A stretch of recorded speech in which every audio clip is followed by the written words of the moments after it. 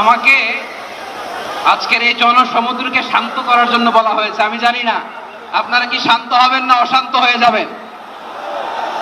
প্রিয় সুধী, মার্চ করতে যে লাথি গুতা খেলা উষ্টা সব আমরা খেয়েছি, তারপরেও আজকের এই সোহরাওয়ার্দী উদ্যানের এই গণজামায়াতে এই জনতার মহাসমুদ্রে উপস্থিত হয়ে আমরা বুঝতে পেরেছি আজকের এই মহাসমুদ্র জনসমুদ্র ফিলিস্তিনের প্রতি, আল আকসার প্রতি বাংলাদেশের জনগণের ভালোবাসার বহিঃপ্রকাশ।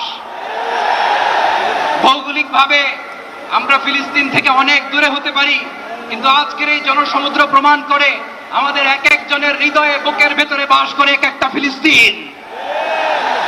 আমাদের হৃদয়ে বাস করছে এক একটা গাজা, আমাদের হৃদয়ে বাস করে এক একটা আল কুদস।